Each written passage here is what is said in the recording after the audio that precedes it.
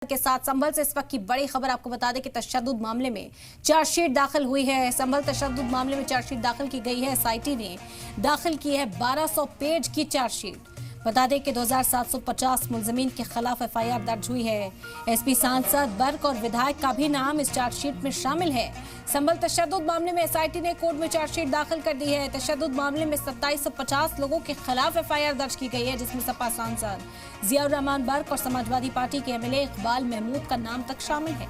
SIT ने 1200 पन्नों की ये चार्जशीट तैयार की है और कोर्ट में पेश की गई है। तो कहीं ना कहीं मुश्किलात जो हैं वो यहाँ पर जियाउर रहमान बर्क की भी बढ़ने वाली है। इस मामले में उनका नाम भी शामिल है, चार्जशीट में उनका भी जिक्र है। सुनील सिंह हमारे नुमाइंदा इस वक्त जुड़ गए, मजीद जानकारी हासिल करते हैं। सुनील, क्या कुछ जानकारी इस हवाले से मिल पा रही है अब तक?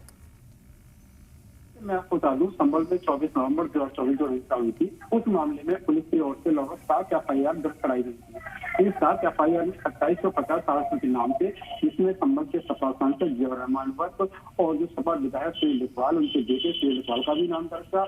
इस मामले में पुलिस जो थी इस मामले की चार्जशीट दाखिल करने के लिए पुलिस की ओर से लगभग 11 टीमें एसआईटी की गठित की गई थी, जो कि अलग 11 एफआईआर की अलग अलग विवेचना कर रही थी। इस मामले में चार्जशीट दाखिल करने के लिए आज की कोर्ट में अंतिम तारीख थी, जिसकी अलग टीमों का आज पहुंचने का सिलसिला अभी जारी बना हुआ है। फिलहाल मैं बता दूं आपको कि अभी तक 4 एफआईआर के मामले में चार्जशीट दाखिल की जा चुकी है, जिसमें 2 एफआईआर संभल थाने की है और 2 एफआईआर जो है नखत्ता थाने इलाके की है।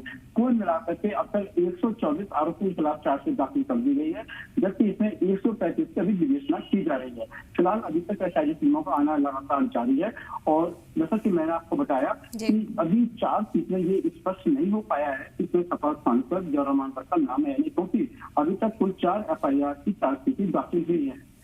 बिल्कुल, और इसी वजह से जिक्र लगातार किया जा रहा था, जैसा आपने कहा कि तस्वीर अभी साफ होनी बाकी है। हालांकि रद्द-ए-अमल पहले से ही सामने आने लगे। कहा जा रहा था कि जियाउर रहमान को उसमें मुलजिम की तरह पेश किया जाएगा, क्योंकि इल्जाम तो इसी तरह के लगाए जा रहे थे, या महज उनका जिक्र है। दोनों बातों में फर्क फिर सुनील नजर आएगा?